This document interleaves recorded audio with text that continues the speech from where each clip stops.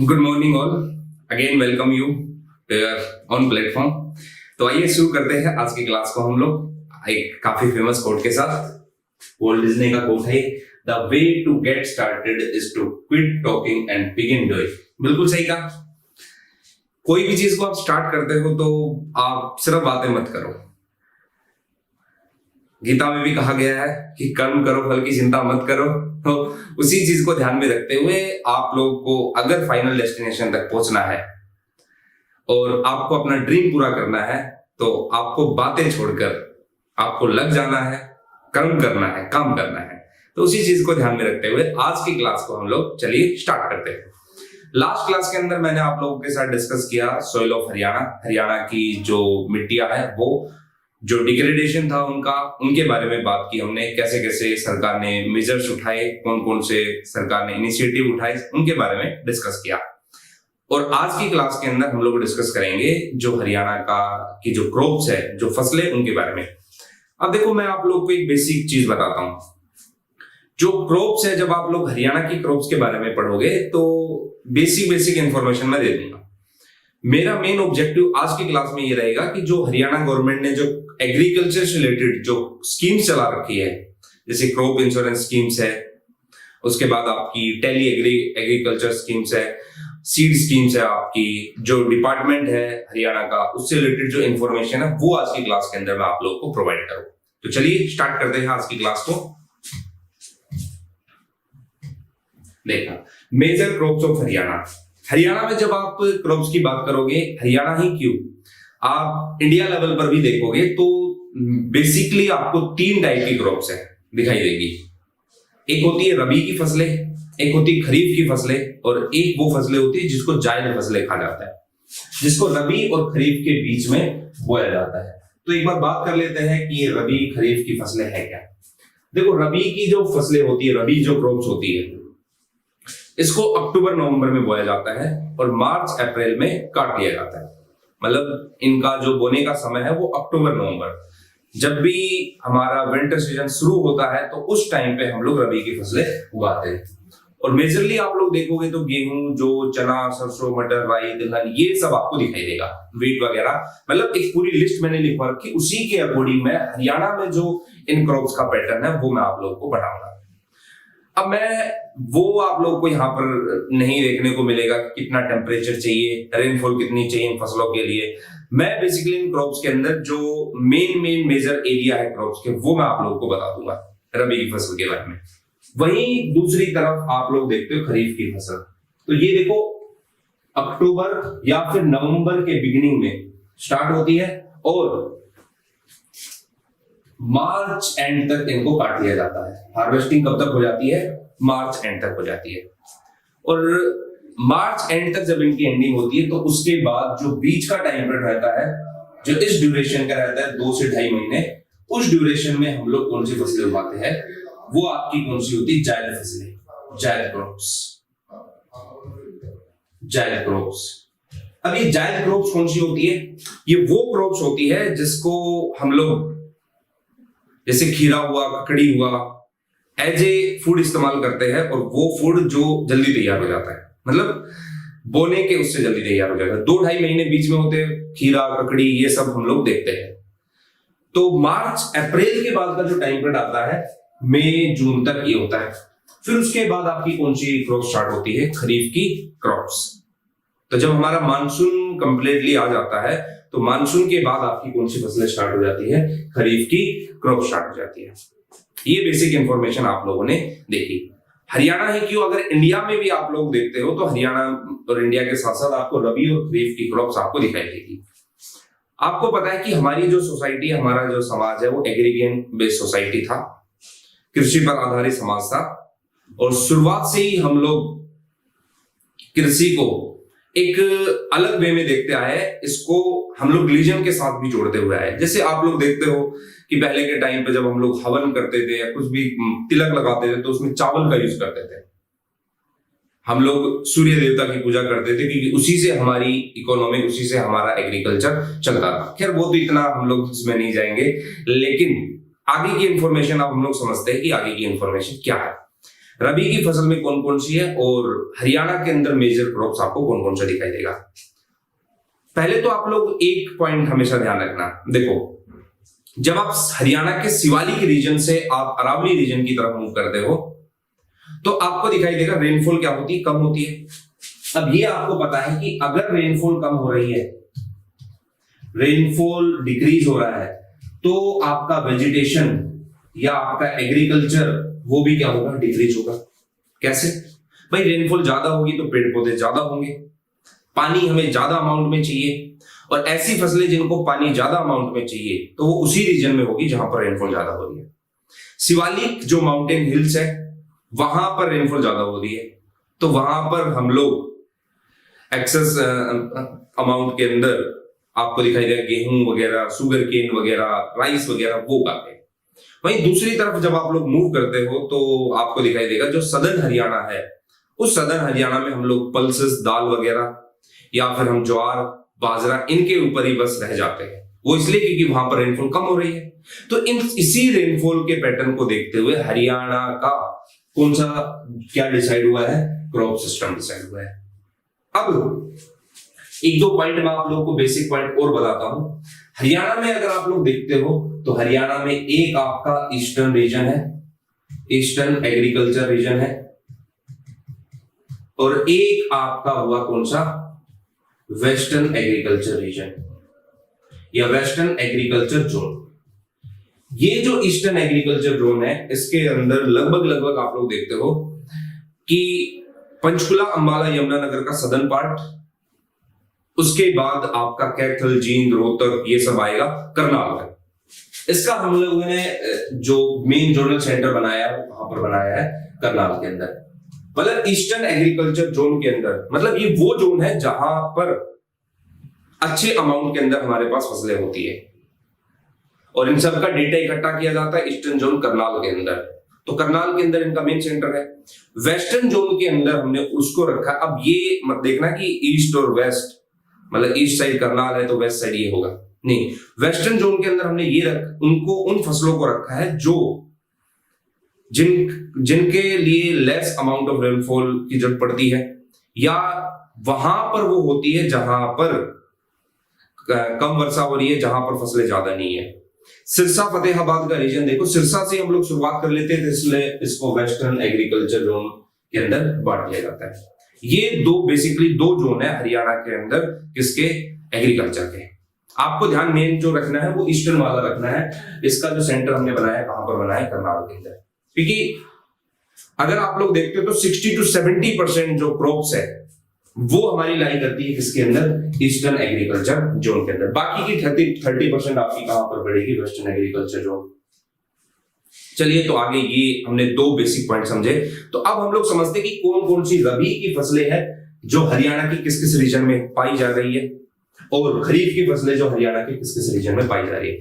उसके बाद ये समझने के बाद हम लोग डिस्कस करेंगे जो स्कीम्स हरियाणा सरकार ने लॉन्च की है उनके बारे में। तो रबी की फसल में सबसे पहली क्रॉप जो आपकी आती है व्हीट, गेहूं। जरूरी है भाई व्हीट। अब जो स्टेट है वो 13% of crop on all India basis. Haryana state अकेले कितने परसेंट दे रहा है, 13% दे रहा है। ये कुछ बेसिक इंफॉर्मेशन आप लोगों को ध्यान रखनी है। गेहूं आज भी अगर आप लोग देखोगे तो आपको पता है कि हरियाणा में ऑलमोस्ट, अगर मेन पॉइंट पे देखा जाए तो सबसे ज्यादा अमाउंट में क्या उगाया जाता है, गेहूं उगाया जाता है। क्योंकि आपको पता है कि हरियाणा के लोग चावल तो उतना खाते नहीं है। चावल तो मेन फूड हो गया यूपी, बिहार, उस बेल्ट का। हमारा जो मेन फूड है वो कौन सा होता है, गेहूं होता है। और 13%, और उस गेहूं को हम एज ए कमर्शियल भी यूज करते हैं, जाकर बेचते हैं। हमारी आमदनी जो है, इनकम जो है वो उस चीज से होती है। और फोर्थ है हमारे यहाँ पर इसकी रैंक प्रोडक्शन के मामले में पंजाब, मध्य प्रदेश, उत्तर प्रदेश के बाद ये 4th नंबर पर आता है। पंजाब, मध्य प्रदेश, उत्तर प्रदेश, इनके बाद प्रोडक्शन के मामले में क्या है, 4th नंबर पर है। अब अगर हम लोग हरियाणा की बात करें, if I talk about Haryana, तो हरियाणा का कौन सा स्टेट जो है सबसे लार्जेस्ट प्रोड्यूसर है, और क्यों है इसका रीजन भी बताऊंगा। तो सिरसा डिस्ट्रिक्ट के अंदर, सिरसा आपको पता है, सिरसा ही क्यों है इसके बारे में जानेंगे। Largest producer of wheat in the state, other districts are Jind, Bhiwani, Hisar, Kaithal and Fatehabad. एक बार आप लोग गौर करो इन सभी डिस्ट्रिक्ट के ऊपर, सबसे लार्जेस्ट प्रोड्यूसर है कौन सा? सिरसा। अब इसका रीजन मैं आप लोगों को बताता हूं कि सिरसा क्यों है।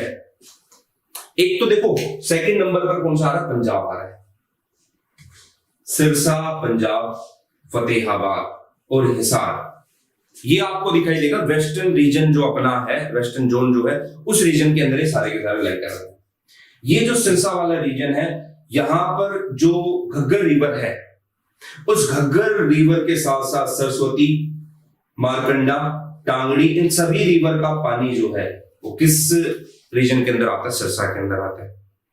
और जब सिरसा के अंदर आता है तो सिरसा के अंदर ठीक मात्रा में, पर्याप्त मात्रा में क्या मिल जाता है उसको? वाटर मिल जाता है। तो हमें एग्रीकल्चर वहां से इसलिए ज्यादा हो रहा है क्योंकि हमें जो पानी है वो बराबर मात्रा में नहीं मिल रहा है। नहर जो है, नहर यहां से जो निकाली जा रही है, उस नहर का पानी भी बराबर मात्रा में मिल रहा है। कहां पर? सिरसा में। और दूसरा आप लोग देखते हो सिरसा के बारे में, तो जब ग्रीन रिवॉल्यूशन प्रोग्राम चलाया गया, हरित क्रांति कार्यक्रम जब चलाया गया था एम स्वामीनाथन जी के द्वारा, तो इस टाइम पे हम लोगों ने मेन फोकस किया था किसके ऊपर? आपने देखा होगा पंजाब के अंदर, और मैक्सिको से हाई यील्ड वैरायटी के सीड्स मंगाए गए। और जब ये सारी चीजें की गई तो उस टाइम पे अपना हरियाणा तो बन ही रहा था नया नया, उस टाइम पे तो पंजाब का पार्ट था। तो मेन फोकस पंजाब वाले एरिया और सिरसा, फतेहाबाद, इन एरिया के ऊपर किए गए। तो यहाँ के सोइल भी क्या थी? फर्टाइल थी। वाटर लॉगिंग की प्रॉब्लम है, लेकिन उस प्रॉब्लम को हमने उस टाइम पे सोल्व किया। तो इसलिए आपको दिखाई देगा कि सिरसा जो है वीट प्रोडक्शन के मामले में नंबर 1 पर आता है। उसके बाद आपका जींद हुआ, भिवानी हुआ, हिसार हुआ, कैथल हुआ, फतेहाबाद हुआ। एक ये भी है कि सिरसा का एरिया भी बड़ा है, उस वजह से भी ये पहले नंबर पर आता है। दूसरा आप लोग देखोगे ये सारे बड़े डिस्ट्रिक्ट है। यहां पर अगर आप लोग देखोगे तो ओवरऑल पंजाब से टच करती है बाउंड्री, और मेन जो फूड है वो कौन सा है? आपका मीट है। अब आप एक ऐसे देखो, लॉजिक लगाओ थोड़ा सा, एक ऐसे एरिया में जाओ, एक ऐसे इंडस्ट्रियल एरिया में जाओ, वहां के लोग अपना नॉर्मल फूड के बजाय फास्ट फूड खाना ज्यादा पसंद करते हैं। तो और इंडस्ट्री बढ़ रही है तो खेत जो है वो कम होते जा रहे हैं, और वहां पर लोग बाग क्या कर रहे हैं? नई नई बिल्डिंग्स बना रहे हैं। तो वो तो अपने आप ही प्रोडक्शन वहां पर एग्रीकल्चर का कम होना है, वो तो एक्सवाइजेड चीजें हैं। ये ध्यान रखना आपको। 13% और कौन से नंबर पर आता है? ये अगले पे चलते हैं। ये वो कॉटन, कपास। जो कपास है, आपको पता है इस कपास के लिए हमें जिस सोइल की रिक्वायरमेंट पड़ती है वो होती है ब्लैक सोइल। कौन सी सोइल? Black soil. अब इसी ब्लैक सोइल को हम लोग चेस्टनट सोइल भी बोल देते हैं, या चेरनोजेम सोइल भी बोल देते हैं। इसी को हम लोग एक नाम से और जानते हैं, और वो कौन सी है? रेगर सोइल, रेगर मृदा। ये सब एक ही सोइल के नाम है। काली मिट्टी, रेगड़ मिट्टी, काली कपासी मिट्टी, ये सब इसके नाम है। अब ये जो कॉटन है ये वहां पर ज्यादा होगा जहां पर ब्लैक सोइल होगी। और ब्लैक सोइल अगर बेसिकली आप लोग देखोगे तो आपको दिखाई देगा कि वाटर एब्जॉर्बिंग कैपेसिटी इस सोइल के अंदर क्या होती है? ज्यादा होती है। और आपको पता है चेरनोजेम सोइल जो है, ब्लैक सोइल जो है, ये आज के टाइम पे महाराष्ट्र, गुजरात, इस रीजन के अंदर ज्यादा मिलती है। दक्कन प्लेटू रीजन में ज्यादा मिलती है। हरियाणा की अगर मैं बात करूं तो हरियाणा के अंदर ब्लैक सोइल जो कि चेरनोजेम, चेस्टनट, ये वाली सोइल है, ये आपको सिरसा के अंदर ज्यादा दिखाई देगी। अब आप कहोगे फिर सिरसा आ गया। बिल्कुल। तो सिरसा जो है वो ब्लैक सोइल के कारण, इस वाली सोइल के कारण हाईएस्ट प्रोड्यूसर है कॉटन का। उसके बाद हिसार, भिवानी, जींद, रोहतक, झज्जर, फतेहाबाद, ये सभी के सभी डिस्ट्रिक्ट आते हैं। अब कपास आपको पता है किस काम आता है, और ये जो कपास होता है यहां पर हमारे यहाँ पर अमेरिकन वैरायटी का कपास है। एक तो होता है लंबे रेशे का कपास, लॉन्ग, शाइनी और मोर ड्यूरेबल, ज्यादा समय तक चलने वाला। और दूसरा होता है इंडियन वैरायटी। इंडियन वैरायटी जो छोटा कपास होता है। अब मैं आपको एक एग्जांपल बताता हूं। आप अमेरिकन वैरायटी के कपास को अगर आपको देखना है, इंडिया में तो यार इंडिया वैरायटी का ही होता है, ये लंबा भी होता है, शाइनी भी होता है और ज्यादा चलने वाला भी होता है, मोर ड्यूरेबल भी होता है। और आपको पता है कि कपास के अंदर से हम लोग वहां से पशुओं के लिए चारा भी निकालते हैं, जिसको बिनोला बोलते हैं, ठीक है। तो देखो भाई, अमेरिकन वैरायटी का जो कपास है, ये आपको अगर देखना है पूरे इंडिया में, तो ये सबसे ज्यादा मिलेगा आपको राजस्थान के गंगानगर के अंदर। पूरे गंगानगर के अंदर पूरे इंडिया का लंबे रेशे का कपास होता है जो अमेरिकन वैरायटी का है। तो इसके लिए ब्लैक सोइल चाहिए, वो सोइल चाहिए जो वाटर को ज्यादा से ज्यादा एब्जॉर्ब कर सके, और ऐसी सोइल कहां पर मिलती है? सिरसा के अंदर। तो सिरसा भी फर्स्ट नंबर पर आता है किसके अंदर? कॉटन के मामले में। देखो बाकी की जो इन्फॉर्मेशन है ना, आप लोग ज्योग्राफी के अंदर कवर कर लोगे। कौन सी ज्योग्राफी? जब आप इंडियन ज्योग्राफी पढ़ोगे तो सर आपको जो है वो सारी चीजें बता देंगे, किस किस तरीके से है, कितना टेम्परेचर चाहिए, कब बोया जाता है, कब जो है रेसे निकाले जाते हैं, वो इन्फॉर्मेशन आप लोग वहां पर ज्योग्राफी तक ही रहने देना। चलिए तो आगे मूव करते हैं। कॉटन के बाद अगला जो है अपना वो है जवार। देखो अब बुक में JOWAR भी लिखा है, JWR कोई दिक्कत नहीं। जवार जो है इसके लिए हमें रेनफॉल जो है कम मात्रा में चाहिए।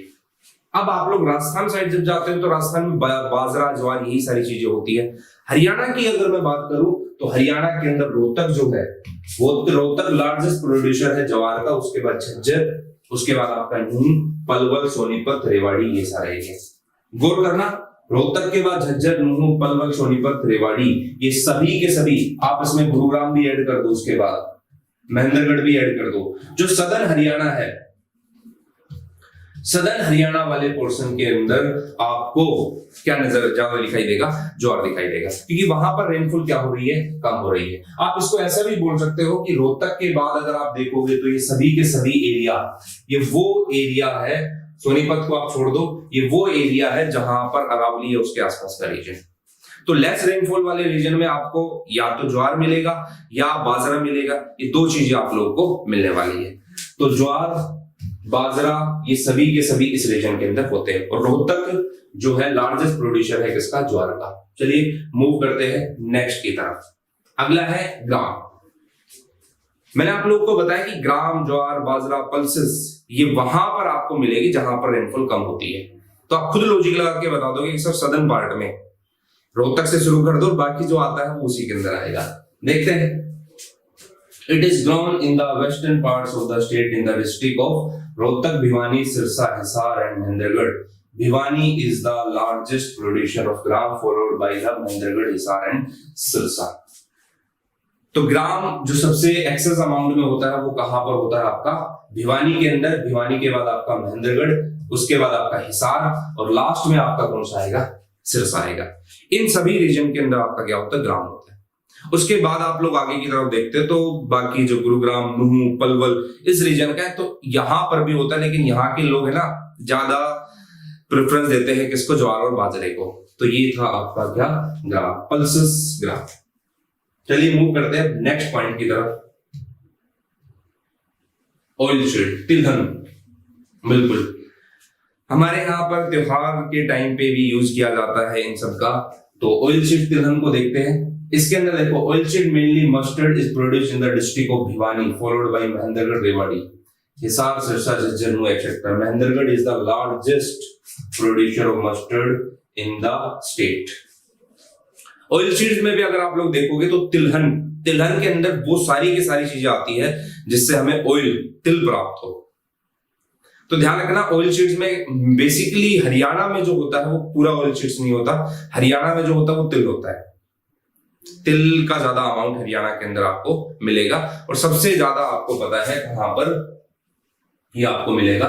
भिवानी, फिर महेंद्रगढ़, रेवाड़ी, इस तरीके से। तो ये महेंद्रगढ़ जो है वो आपका क्या हुआ? लार्जेस्ट प्रोड्यूसर हुआ किसका भी? ऑयल सीड्स का।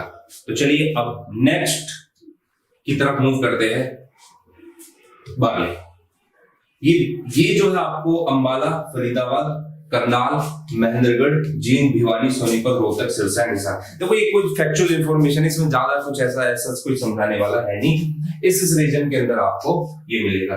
ये सारी की सारी वो फसलें हैं जिनको पानी जो है, वाटर जो है, वो दूसरी फसल के कंपैरिजन में क्या चाहिए, कम चाहिए।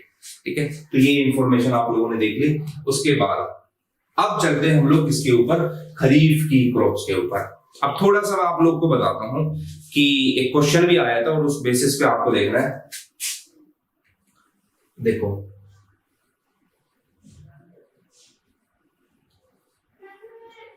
ये है अपना इंडिया, बिल्कुल। अब आपको पता है कि वेस्टर्न डिस्टर्बेंस, पश्चिमी विक्षोभ,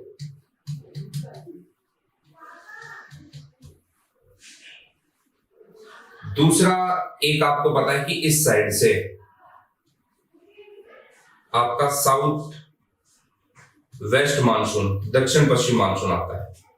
ये जो वेस्टर्न डिस्टर्बेंस है, ये पश्चिमी विक्षोभ है, ये हेल्पफुल होता है किस क्रॉप्स के लिए, रबी की क्रॉप्स के लिए।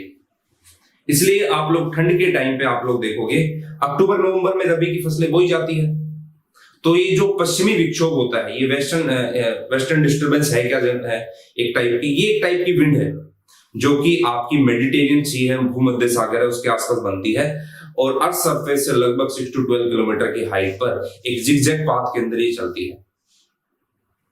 और ये इतनी तेज विंड होती है कि जब ये इंडिया की तरफ आती है तो इंडिया में यहां पर आपको पता है ग्रेट हिमालय है और इससे टकराने के बाद 2 पार्ट में डिवाइड हो जाती है। एक पार्ट जाता है जो जम्मू कश्मीर वाला रीजन है, वहां पर एप्पल, सेब ज्यादा होता है, इसकी वजह से। दूसरा पार्ट इस टाइप में इस साइड आ जाता है और इवन हरियाणा के शिवालिक रीजन पर भी उसका इंपैक्ट दिखाई देता है। हालांकि वो डिटेल के अंदर, ज्योग्राफी के अंदर वो चीजें आप लोग की होगी। तो ये वेस्टर्न डिस्टर्बेंस जो होता है, एक बार एग्जाम में भी क्वेश्चन आया था, हालांकि हरियाणा सिविल सर्विस के एग्जाम में क्वेश्चन नहीं आया था, ये हरियाणा के स्टेट के एग्जाम में, दूसरे जो एसएससी एग्जाम, उसमें पूछा गया क्वेश्चन था। काफी अच्छा क्वेश्चन था, इसलिए मैंने सोचा आप लोग के साथ डिस्कस करूं। क्वेश्चन ये था कि वेस्टर्न डिस्टर्बेंस की वजह से हरियाणा के शिवालिक रीजन में कौन सी क्रॉप्स होती है, किस क्रॉप्स के लिए बेनिफिशियरी है, तो ध्यान रखना रबी की क्रॉप्स के लिए। जब साउथ वेस्ट मानसून आता है तो आपको पता है कि अप्रैल से प्रोसेस स्टार्ट होती है, मई जून तक पूरे इंडिया में एंट्री कर चुका होता है, अंडमान निकोबार से होते हुए केरल वगैरह। तो ये जब आगे की तरफ बढ़ता है जून जुलाई तक,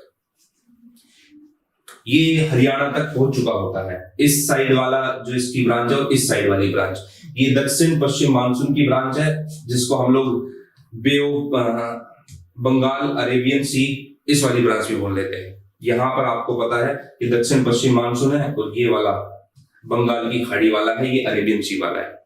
ये दोनों आपस में मर्ज होती है और मर्ज होकर हरियाणा के पोर्शन के अंदर रेनफॉल कराती है। हरियाणा में कम रेनफॉल इसलिए भी होती है कि ऊपर पहुंचते पहुंचते जो साउथ वेस्ट मानसून, जो कि अरेबियन सी वाली है ब्रांच, और जो आपका कौन सा बे ऑफ बंगाल वाली ब्रांच है, वो ऊपर पहुंचते पहुंचते उसमें ह्यूमिडिटी क्या हो जाती है, कम रह जाती है। और ह्यूमिडिटी कम होगी तो रेनफॉल भी क्या होगी, कम होगी। और ऊपर से इतनी लंबी डिस्टेंस तय करती है कि ये इन दोनों को आपस में मिलना पड़ता है, फिर जाकर हरियाणा में एवरेज रेनफॉल 65 सेंटीमीटर करवाते हैं। तो ये जो मानसून है, ये किसके लिए हेल्पफुल होता है, खरीफ की क्रॉप्स के लिए। हमारे यहाँ हम लोग बोलते हैं कि यार मानसून देरी से आया, मानसून जल्दी से आया, तो हम लोग मानसून को किस क्रॉप से देखते हुए चलते हैं, खरीफ की क्रॉप से। तो आइए मूव करते हैं, खरीफ के अंदर देखते हैं कौन कौन सी है। रबी की क्रॉप्स तो हम लोगों ने कवर कर ली। अब सबसे पहले तो आपका आएगा राइस, चावल। अब आप लोग वेस्ट बंगाल में जाओगे ना, तो पश्चिम बंगाल में आपको चावल जो है ना सालों भर दिखाई देगा, लेकिन हमारे यहाँ पर इसको किस फसल के अंदर रखा जाता है, खरीफ की फसल के अंदर। This is the second most important crop of Haryana. पहली आपको पता ही है, मैंने रबी की क्रॉप्स के अंदर सबसे पहले डिस्कस किया। तो सेकंड मोस्ट है किसके बाद, गेहूं के बाद। Rice is mostly cultivated in north central part of the state as more water is needed for its cultivation। अब देखते हैं, देखो भाई, राइस चावल वहां पर होगा जहां पर क्या ज्यादा चाहिए हमें, जहां पर पानी ज्यादा चाहिए, एक्सेस अमाउंट में वाटर चाहिए। तो देखते हैं यहाँ पर नॉर्थ ईस्ट पार्ट, हरियाणा का नॉर्थ ईस्ट पार्ट कौन सा है, आपको पता है ये जो है, ये हरियाणा का नॉर्थ ईस्ट पार्ट है, जिसमें पंचकुला यमुनानगर वाला रीजन आता है आपका, यमुनानगर से नीचे करनाल वाला रीजन आपका आता है, कुरुक्षेत्र का कुछ रीजन उसके अंदर आता है। अब लार्जेस्ट प्रोड्यूसर कौन सा है यहाँ पर? लार्जेस्ट प्रोड्यूसर है करनाल, हरियाणा के अंदर, इसलिए इसको राइस बाउल ऑफ क्या कहा जाता है? हरियाणा भी कहा जाता है। अब आपको दिखाई देगा बासमती राइस की अलग अलग वैरायटी करनाल के अंदर दिखाई देती है। प्रोड्यूस ज्यादा करता है क्या? राइस को। अब करनाल देखो क्या है, आप लोग अगर यमुना रिवर देखते हो तो यमुना रिवर, यमुनानगर के बाद आपका अंबाला, और अंबाला के बाद आपका कौन सा पोर्शन आ गया? करनाल वाला। और करनाल रीजन तक पहुंचते पहुंचते हमने जो कैनाल्स बनाई है, जो नहरें बनाई है, उनका पानी भी किसको मिलने लग जाता है? करनाल को मिलने लग जाता है। करनाल बिल्कुल आपको दिखाई देगा ऐसे रीजन में पड़ता है, कुरुक्षेत्र से नीचे, ना तो बिल्कुल सदर्न पार्ट में और ना बिल्कुल मिड पार्ट में, थोड़ा अपर पार्ट के अंदर वो पड़ता है, और वहां पर पानी इसको बराबर अमाउंट में मिलता रहता है। कहां से? किस रीजन से? आपको ध्यान रखना है, ये जो आपका यमुना रिवर है, यमुना नहर है, उससे। यमुनानगर के अंदर भी राइस ज्यादा होता है, लेकिन यमुनानगर के अंदर शुगर केन का एक्सेस अमाउंट देखा जाता है। तो सेंट्रल पार्ट हो गया, करनाल लार्जेस्ट प्रोड्यूसर है। अब ये जो है अपना जो हरियाणा स्टेट है, largest producer exporter of basmati rice in the state, ये आपको ध्यान रखना है। हमारे यहाँ चावल नहीं होते, लेकिन बासमती चावल की जो प्रजाति है, बासमती राइस जो है, वो हमारे स्टेट के अंदर, करनाल के अंदर, डिस्ट्रिक्ट के अंदर ये ज्यादा होते हैं। उसके बाद Kaithal, Kurukshetra, Ambala, Jind, Sonipat and Panipat are other rice producing district and together along with Karnal they are known as rice bowl of the state। अब इन सबको मिलाकर अगर अकेले पूछ लेना कि अकेला राइस बाउल कौन है, तो वहां पर तो करनाल का ही नाम आता है कि सबसे बड़ा प्रोड्यूसर है वो। लेकिन कैथल, कुरुक्षेत्र, अंबाला, जींद, सोनीपत, अब देखो सच्चाई मैं आप लोगों को बताता हूँ, सोनीपत और पानीपत हम लोग लिख देते हैं, लेकिन ज्यादा यार आप लोगों को पता है कि सबसे ज्यादा तो आपको कैथल, कुरुक्षेत्र, करनाल इनमें ही दिखाई देगा। मतलब ये वाला जो पोर्शन है, कुरुक्षेत्र वाला, करनाल वाला और कैथल वाला, इस पोर्शन के अंदर थोड़ा सा मैप में अच्छे से देख लेना इस चीज को, ताकि आपको और क्लियर हो जाए। छोटा सा मैप बना लेते हैं हरियाणा का, और उसमें देख लेते हैं कहां पर ये वाला जो अपना पोर्शन है ना, ये वाला पोर्शन, इसको कहा जाता है क्या? हरियाणा का राइस बाउल, धान का कटोरा। और वैसे धान का कटोरा किसको कहा जाता है? इंडिया के अंदर छत्तीसगढ़ को कहा जाता है। आपको पता है जो चावल की 1200 से ज्यादा वैरायटी है वो छत्तीसगढ़ के अंदर होती है। छत्तीसगढ़, गढ़ माने होता है किला, हथिया डायनेस्टी के राजा 36 वहां पर किले बनाए थे, इसलिए उसका नाम छत्तीसगढ़ पड़ा था। हरियाणा के अंदर हम लोग बात करें तो हरियाणा के अंदर ये वाला जो पोर्शन है, इसको हम लोग क्या कहेंगे? Rice bowl. और वैसे लार्जेस्ट देखा जाए तो कौन सा है? कौन सा? अपना करनाल। और आपको पता है कि जहां कहीं भी जल भराव होता है, जल जमा होता है, जरूरी नहीं कि वो धान का ही या वो चावल का ही हो, जहां कहीं भी जल भराव होता है तो वहां से कौन सी गैस निकलती है? Methane gas. चलिए तो मूव करते हैं आगे की तरफ। राइस के बाद मेज, मक्का,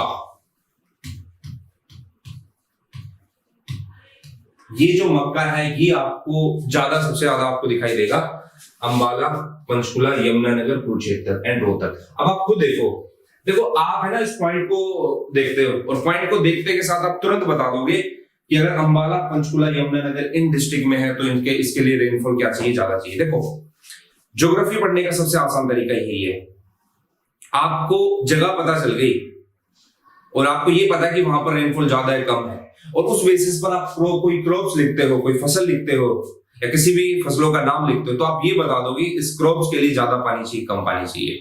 अगर आपको ये पता है कि यहाँ पर ज्यादा रेनफॉल हो रही है, तो आप ये भी बता दोगे इस रीजन में कौन सी फसल होगी या नहीं होगी। तो अंबाला के अंदर में जो है मक्का जो है वो ज्यादा अमाउंट में होता है।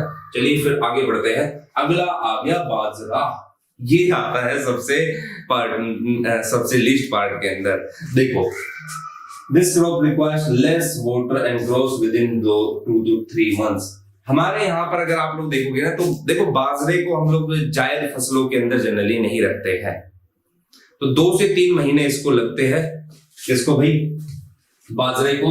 और it is soon after first monsoon over, जो मानसून की पहली बौछार होती है। तो चूंकि खरीफ की फसल ही हुई है, जायद फसलों से ही इसकी स्टार्टिंग मान लेते हैं और कुछ टाइम के लिए रहता है। बाजरे को कई ज्योग्राफर बोल देते हैं कि ये जो बाजरा है ना, ये जायद फसलों में आता है, क्योंकि मानसून की पहली बौछार मई से शुरू हो जाती है, मई जून से।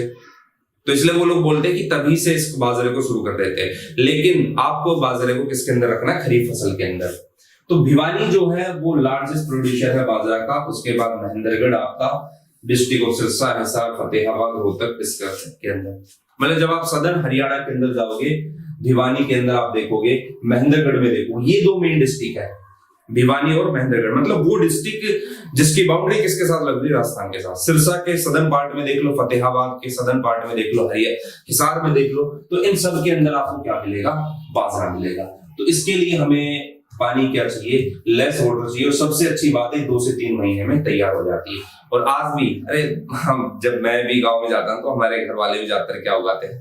बाजरा ही। या तो ज्वार चलती है हमारे यहाँ पर, या फिर क्या चलता है? बाजरा। तो ये यहाँ पर आपको दिखाई देगा। कौन कौन सी डिस्ट्रिक्ट है वो हम लोगों ने डिस्कस कर ली। चलिए अब मूव करते हैं नेक्स्ट पॉइंट की तरफ। अगला आपका आता है कौन सा भाई? शुगर केन, गन्ना। आपको पता है एक तो गन्ने का यूज गुड़ बनाने के लिए होता है, और आप लोग गांव में या अपने पिंड में जाते हो तो बोलते हैं ना कि भाई कोल्हू लगा हुआ है गुड़ निकालने के लिए। तो शुगर केन जो है वो गुड़ और खंडसारी जो होती है, खांड जो होती है, उसके अंदर यूज होता है। अब देखो क्या है, अगर आप लोग शुगर केन की बात करो, 3% जो है शुगर केन का वो इंडिया का कौन प्रोड्यूस करता है? हरियाणा। अब आपको गन्ने के बारे में पता है कि यूपी और महाराष्ट्र ये लार्जेस्ट प्रोड्यूसर है। अगर आपको मीठा गन्ना चाहिए तो आपको महाराष्ट्र, गन्ने का ज्यादा अमाउंट चाहिए तो आपको कहां पर जाना पड़ेगा? कहां पर? ये आपका उत्तर प्रदेश के अंदर। हरियाणा 3% देता है, और 3% वो है जो हरियाणा का जो अपर पोर्शन है। इसमें देखते हैं कौन कौन से डिस्ट्रिक्ट। एक तो यमुनानगर, अंबाला, करनाल, कुरुक्षेत्र, जींद, सोनीपत और रोहतक। मेन तो है अंबाला। सबसे ज्यादा आपको कहां पर दिखाई देगा? अंबाला में, फिर करनाल में, फिर कुरुक्षेत्र में। बाकी स्टेट तो चलो है, वो चीज तो एक अलग वो है। लेकिन अगर आप मैप के थ्रू देखते हो, देखो अभी फैक्चुअल इंफॉर्मेशन मैं आप लोग को थोड़ी सी ज्यादा दे रहा हूं, तो इसलिए आपको लगता है कि इसमें कुछ ज्यादा चीजें बताई नहीं जा रही है। तो ये वाला जो पोर्शन हुआ, ये वाला पोर्शन, इस पोर्शन के अंदर सबसे ज्यादा आपका क्या होता है? शुगर केन होता है। और एक टाइप की कैसी क्रॉप चाहिए? कमर्शियल क्रॉप है, वाणिज्य है। कमर्शियल क्रॉप उसको कहते हैं जिसको बेचकर हम एज ए कॉमर्स अपने लिए यूज नहीं करते, और जो प्रॉफिट होता है उसके लिए यूज किया जाता है। गेहूं जो होता है, गेहूं को कमर्शियल यूज तो करते हैं, लेकिन गेहूं क्या है? अपने लिए भी यूज करते हैं। तो शुगर केन, गन्ना जो है ये है। तो यूपी और वहां पर देख लिया हमने।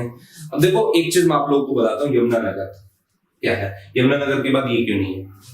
अब जब गन्ना तो खैर ऐसी फसल है जो साल भर चलती है, ये फैक्ट है, लेकिन फिर भी हम इसको एक अलग खरीफ की फसल में ना मानते, इसको कमर्शियल क्रॉप्स में मान लेते हैं। और गन्ने की फसल, गन्ने की जो मिठास है ना, वो डिपेंड करती है कि जब गन्ना पककर तैयार होता है लास्ट टाइम पे, तो उसको मॉइस्चर कितना मिल रहा है, उसको ह्यूमिडिटी, आर्द्रता कितनी मिल रही है। उसको जब ज्यादा अमाउंट में आर्द्रता मिलेगी, अच्छी ह्यूमिडिटी मिलेगी, तो वो उसकी मिठास बढ़ जाएगी। आप खुद देखो यूपी रीजन में, यूपी में आप देखते हो तो यूपी का गन्ना महाराष्ट्र के कंपैरिजन में आपको कम मीठा मिलेगा। वो इसलिए मिलेगा क्योंकि महाराष्ट्र एक तो तट के कोस्टल एरिया के नजदीक है, समुद्र के नजदीक है, तो वहां से लगातार उसको मॉइस्चर मिलता रहता है, ह्यूमिडिटी मिलती रहती है। यूपी को नहीं मिलती उतनी, इसलिए यूपी में जहां जहां पर जो नहर वगैरह है, या जहां पर आपको दिखाई देगा ये रिवर्स वगैरह है, वहां के आसपास का गन्ना तो मीठा मिलेगा। लेकिन अदर स्टेट में जब आप लोग जाओगे तो वहां पर, अदर डिस्ट्रिक्ट में सॉरी जाओगे, तो वहां का गन्ना आपको उस मिठास का नहीं मिलेगा। तो ये आपका कौन सा हुआ? Sugar cane. तो शुगर केन के बारे में हम लोगों ने डिस्कस किया, क्या कुछ था वो बेसिक इंफॉर्मेशन जान ली। अब हुआ आपका पल्सेस दालें। तो ये जो पल्सेस है वो रबी एंड खरीफ सीजन दोनों के टाइम पे जो है सोन की जाती, बोई जाती है। भिवानी, हिसार, सिरसा, रोहतक एंड सोनीपत इस रीजन के अंदर होती है। अब पल्सेस के बारे में आप लोग क्या ध्यान रखना है, ये जो पल्सेस होती है ना, इसको लेगुमिनस प्लांट भी बोलते हैं। अब आप कहोगे ये कौन से होते हैं? लेगुमिनस पौधे। लेगुमिनस पौधे वो होते हैं जो नाइट्रोजन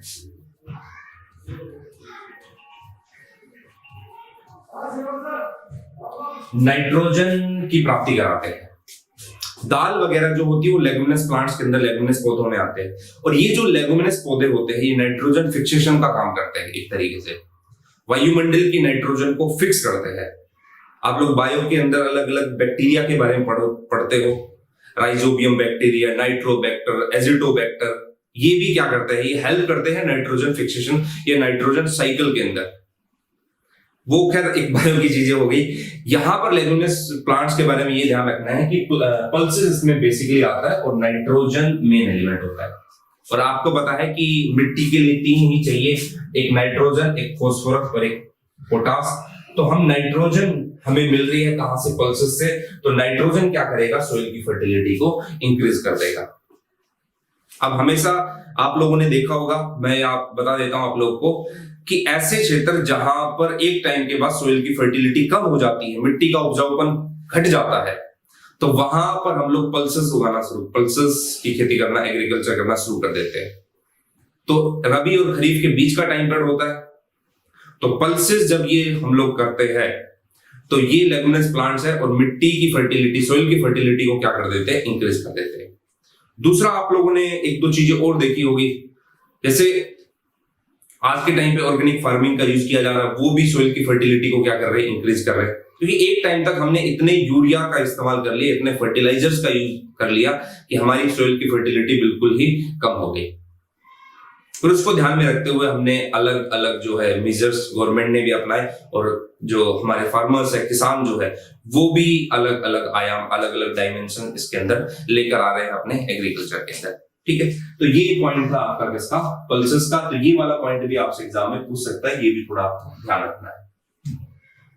अब आगे चलते हैं। तो ये तो बेसिक इंफॉर्मेशन हम लोगों ने जानी किसके बारे में, आपकी कौन कौन सी क्रॉप्स किस किस रीजन में हो रही है। अब जो मेन पॉइंट आपको ध्यान रखना है वो है गवर्नमेंट इनिशिएटिव्स। सरकार के कौन कौन से इनिशिएटिव्स है जो सरकार ने उठाए हैं, किसको लेकर? एग्रीकल्चर को लेकर। अब देखो क्या है, आपको पता है कि एक टाइम ऐसा आया था कि हमारे किसानों की फसलें खराब हो जाती थी, तो हम लोग बेसिकली किस पर डिपेंड है? एग्रीकल्चर के ऊपर डिपेंड है। और बाढ़ तो खैर आती नहीं है, सूखा पड़ गया या मानसून देरी से आया, इसलिए इंडिया के एग्रीकल्चर को है ना मानसून का जुआ कहते हैं। क्योंकि आपको पता है कि मानसून अगर टाइम से आ गया तो वो हमारे लिए अच्छा होगा, देरी से आया तो जुए के गेम में हम हार जाएंगे।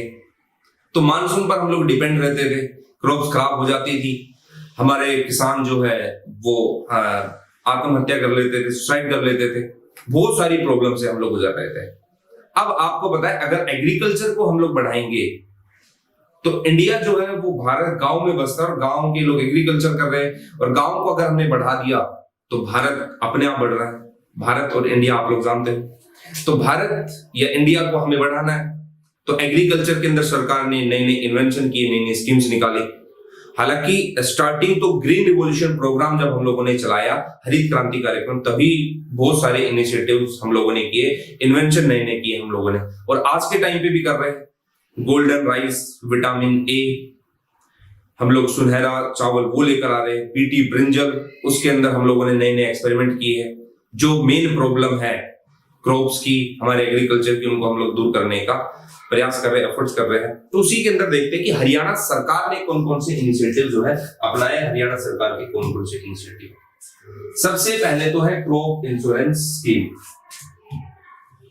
कौन सी स्कीम? आपकी क्रॉप इंश्योरेंस स्कीम। तो ये जो इंश्योरेंस स्कीम है ये हमारे माननीय प्रधानमंत्री जी ने 18 Feb 2016 के अंदर की।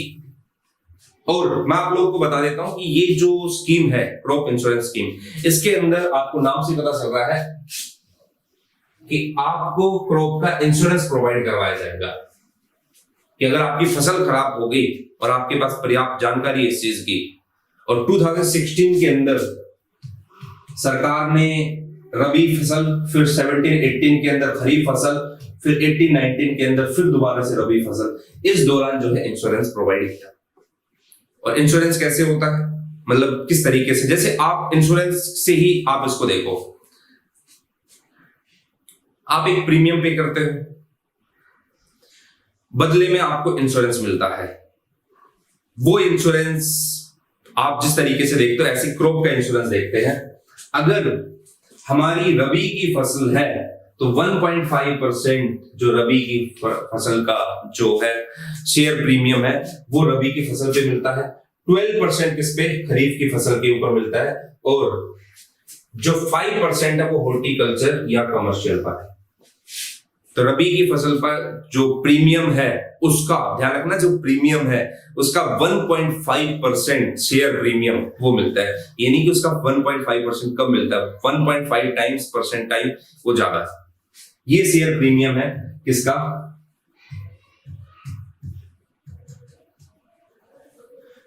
रबी की फसल का, खरीफ की फसल का, हॉर्टिकल्चर या कमर्शियल का, ताकि हमारे जो किसान है अगर उनकी फसल खराब भी है तो हमें एक उम्मीद है कि क्रॉप इंश्योरेंस स्कीम है, हमारे पास प्रीमियम लिया हुआ है और उसके अंदर हमें इतने गुना तक, इतने टाइम्स तक हमें वो चीजें मिलेगी, शेयर प्रीमियम मिलेगा, ताकि हम लोग एक टाइम के बाद हताश ना हो उस चीज को लेकर, एग्रीकल्चर को लेकर, और हम ज्यादा से ज्यादा फोकस अच्छे लेवल पर करने के लिए करें। तो ये अपनी एक government initiative crop insurance scheme थी और ये बेसिकली चलाई गई है यूनियन गवर्नमेंट के द्वारा। हरियाणा के अंदर भी इसको इम्प्लीमेंट किया है तभी से, और इतने परसेंट आपको ध्यान रखना है, 1.5% रबी की फसल का, 12% खरीफ का, 5% हॉर्टिकल्चर और कमर्शियल क्रॉप्स का। ये थी आपकी कौन सी स्कीम, क्रॉप इंश्योरेंस स्कीम। अब चलिए मूव करते हैं नेक्स्ट स्कीम की तरफ, सीड स्कीम, बीज की जो स्कीम है वो है। अब देखो ये जो सीड स्कीम्स है, बीज नाम से पता, सीड की जो वैरायटी है, हाइब्रिड सीड जो हुए उनकी वैरायटी को लेकर इंफॉर्मेशन देना, या जो सीड्स है कौन सा सीड्स किस किस फसल के लिए यूज होना चाहिए, बीजों से रिलेटेड जो भी इंफॉर्मेशन होगी वो इस स्कीम के अंदर होगी। ये स्टार्ट किया था 2011 के अंदर, और बेसिकली इसके अंदर चार क्रॉप्स को ऐड किया गया, एक व्हीट, बार्ले, पैडी एंड बाजरा। ऐसे क्वेश्चन कोई भी सिविल सर्विस है वो जरूर पूछता है। क्या पूछता है, अंडर विच स्कीम या under seed scheme which of the following crops should not be covered, कौन सी क्रॉप नहीं होगी, स्वीट, बार्ले, पैडी, बाजरा, और इनमें से अलग दे देगा, जैसे शुगर केन दे दिए इस टाइप से। तो ध्यान रखना 4 फसलों के लिए है। और HSDC, ये HSDC क्या है, हरियाणा सीड डेवलपमेंट कॉर्पोरेशन, उसने इस स्कीम को चलाया है। और अभी इसके बारे में पढ़ेंगे कि HSDC है क्या, हरियाणा सीड डेवलपमेंट कॉर्पोरेशन। आपसे एग्जाम के अंदर है ना पूछेगा तो बेसिक इंफॉर्मेशन पूछेगा, या तो पूछेगा सीड स्कीम्स के बारे में, अगर इंफॉर्मेशन भी दे देगा, स्टेटमेंट टाइप भी क्वेश्चन बना देगा, इस टाइप से बनाएगा। देखो आप किसी टॉपिक को कितने एंगल से देखते हो ये आपके ऊपर डिपेंड करता है। एग्जामिनर फंसाएगा तो ऐसे क्वेश्चन में फंसा सकता है जो बहुत ज्यादा फैक्चुअल हो, लेकिन कॉन्सेप्चुअल क्वेश्चन में आपको ये 3 इंफॉर्मेशन भी पता है ना, तो यहां से आपसे किसी भी टाइप से क्वेश्चन पूछ ले आप फंसोगे नहीं। और अगर आपके कॉन्सेप्ट बने हुए तो भी कोई मतलब नहीं बनता कि वो किस टाइप के क्वेश्चन आपसे पूछेगा। हालांकि स्टेट सिविल सर्विस के अंदर तो यही उम्मीद की जाती है कि वो बिल्कुल यूपीएससी लेवल तक के क्वेश्चन नहीं बनाता है, आज तक तो कहीं किसी में हुआ नहीं है। इवन अगर आप लोग राजस्थान के एग्जाम भी देखते हो तो राजस्थान के एग्जाम में भी वैसा नहीं हुआ था। हाँ, लेवल का क्वेश्चन का लेवल अच्छा मिलता है, लेकिन उतना ज्यादा भी नहीं मिलता कि बाल की खाली खींच ली जाती है। तो बेसिक इंफॉर्मेशन थोड़ी सी आप लोगों को ध्यान रखनी है। मेंस के पर्सपेक्टिव से आप उस चीज को तैयार करते रहो, लेकिन हरियाणा जी के तो यार मेन तो प्रीलिम्स का ही पार्ट है। तो ये सीड स्कीम आपको ध्यान रखनी है। तो HSDC के बारे में अभी एक बार हम लोग इस डिपार्टमेंट के बारे में भी जानेंगे। अगला देखते हैं, इसका नाम तो है ना बहुत ही बड़ा है, मुख्यमंत्री किसान एवं खेतीहर मजदूर जीवन सुरक्षा योजना। कहोगे सर एक साल में तो इसका नाम ही याद होगा, मुख्यमंत्री किसान एवं खेतीहर मजदूर जीवन सुरक्षा योजना। इसमें ये पॉइंट इंपॉर्टेंट है, जीवन सुरक्षा योजना। देखो क्या होता है, जो एक किसान होता है ना, उसके पास हार्वेस्टर होता है, कल्टीवेटर होता है, ट्रैक्टर होता है, बहुत सारी मशीनें होती है। तो इस स्कीम के अंदर भी एक टाइप से क्या प्रोवाइड करवाया जाता है, इंश्योरेंस प्रोवाइड करवाया जाता है। कैसा इंश्योरेंस? अगर उस किसान की डेथ किससे हुई है, उसके इंस्ट्रूमेंट से हुई है, उसके यंत्र से हुई है। मान लो फॉर एग्जांपल कि ऐसा हो जाए कि कल्टीवेटर चला रहा था, या फिर गेहूं में जैसे एक साइड तूड़ा निकलते एक साइड गेहूं निकलते, आपको पता है, कई लोग तूड़ी बोल देते हैं इसको। तो उस किसान का उसमें हाथ आ गया, उसका ही ट्रैक्टर था, सारी चीजें थी। तो सरकार इस योजना के तहत, जो कि 2014 में लॉन्च की गई थी, इस योजना के तहत इंश्योरेंस देती है 2.5 लाख तब जब अगर किसी भी प्रकार की डिसेबिलिटी हो गई है उसको, और 5 लाख तब जब उसकी डेथ हो गई है। हालांकि डेथ तो यार बहुत रेयर कंडीशन के अंदर है। तो ये ध्यान रखना, इसके अंदर ऐसा नहीं कि भाई किसी और रीजन से उसकी डेथ हुई और उसको इस योजना के अंदर काउंट करवा लिया जाए। नहीं, अगर इंस्ट्रूमेंट या उससे रिलेटेड, मतलब खेती से रिलेटेड किसी भी चीज से रिलेटेड अगर उसकी डेथ हुई है तो उसके अंदर इतने का इंश्योरेंस उसको मिलता है। 5 लाख डेथ पर, 2.5 लाख इसके ऊपर डिसेबिलिटी पर। देखो स्कीम्स हरियाणा सरकार ने बहुत सारी चला रखी है एग्रीकल्चर के अंदर। मतलब इतनी स्कीम्स है कि आप पढ़ते पढ़ते है ना 10 क्लासेस लग जाएंगी। ठीक है, इवन टेली एग्रीकल्चर भी चला रखा है। टेली एग्रीकल्चर जो हिसार से शुरू हुआ है, वहां पर आप टेलीफोनिक नंबर से एग्रीकल्चर डिपार्टमेंट से आपके खेत के लिए कौन सी फसल अच्छी होगी पूरी जानकारी ले सकते हो। सोइल हेल्थ कार्ड स्कीम चला रखी है, जो कि हरियाणा के 2 फेजेस के अंदर इसको लागू किया गया। तो स्कीम्स तो इस तरीके से आपको बहुत सारी दिखाई देगी। नई नई टेक्नोलॉजी एग्रीकल्चर के अंदर क्या क्या होनी चाहिए वो आपको यहाँ पर दिखाई देगा। तो मुख्यमंत्री किसान एवं खेतीहर मजदूर जीवन सुरक्षा योजना, ये योजना है जिसको 2014 में लॉन्च किया है। 5 लाख डेथ पर और 2.5 लाख किसके ऊपर, डिसेबिलिटी पर मिलते हैं। चलिए अब आगे मूव करते हैं। अब आ गया इंडो डच प्रोजेक्ट। डच आपको पता है हॉलैंड या नीदरलैंड।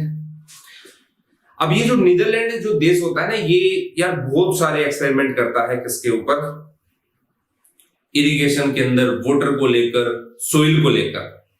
तो हरियाणा सरकार ने भी कर रखा है ये 1994 के अंदर ये प्रोजेक्ट, हरियाणा पायलट प्रोजेक्ट के तहत इसको शुरू किया गया।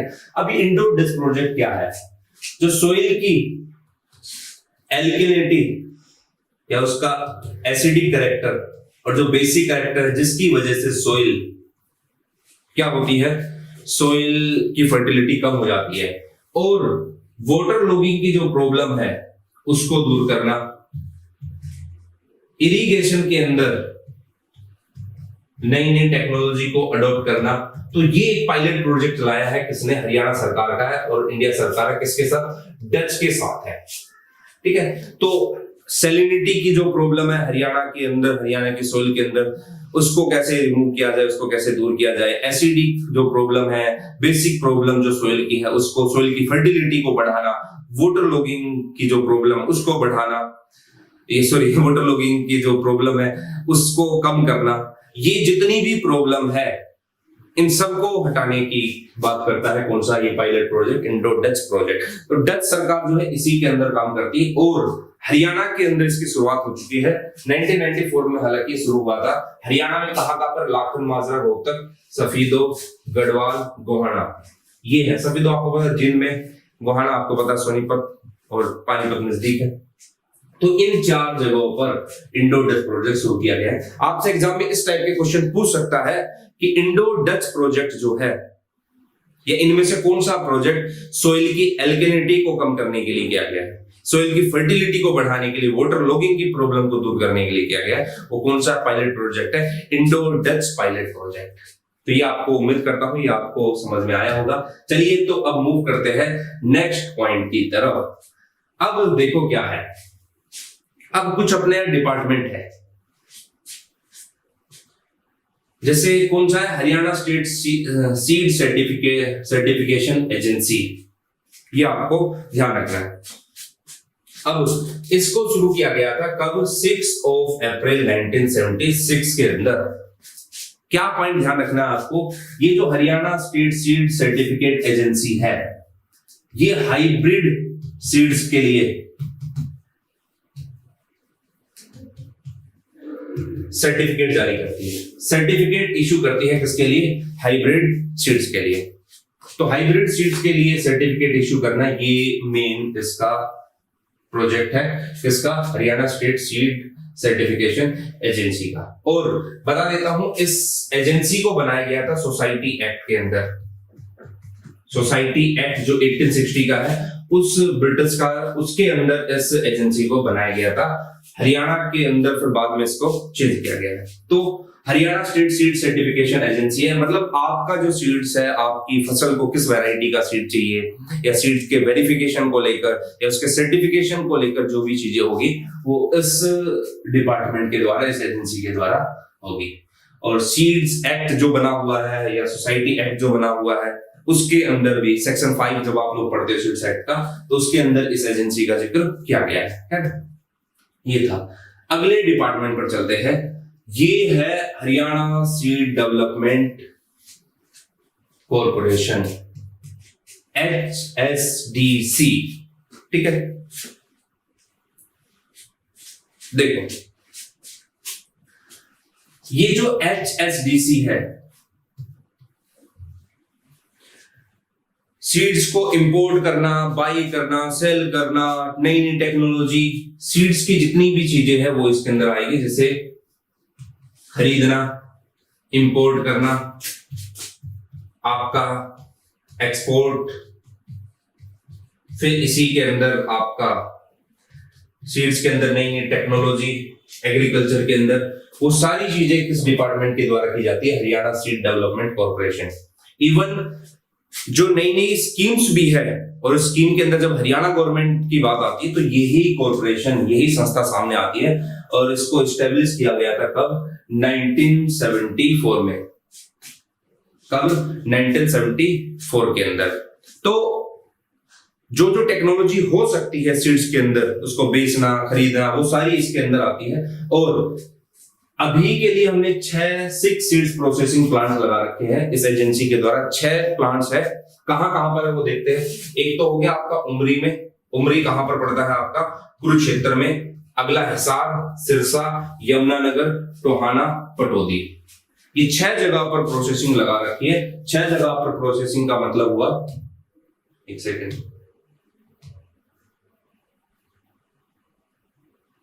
देखना, 6 जगह पर प्रोसेसिंग का मतलब ये हुआ कि अगर आप की एजेंसी पटौदी में है, मान लेते हैं कि आप वहां पर जाओ, आप नई नई सीड्स, नई नई फसलों के, नई नई बीज के इंपोर्ट एक्सपोर्ट को लेकर, मैक्सिको से कौन सा बीज आया है या फिर यूएसए से कौन सा बीज आया है, उसकी इंफॉर्मेशन आप लोग यहां से ले सकते हो। तो ये है हरियाणा सीड डेवलपमेंट कॉर्पोरेशन, ये आपकी एक agency.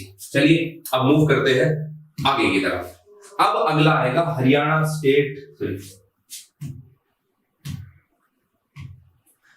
State agriculture marketing board. इसके बारे में देखते हैं। HSAMB, Haryana state,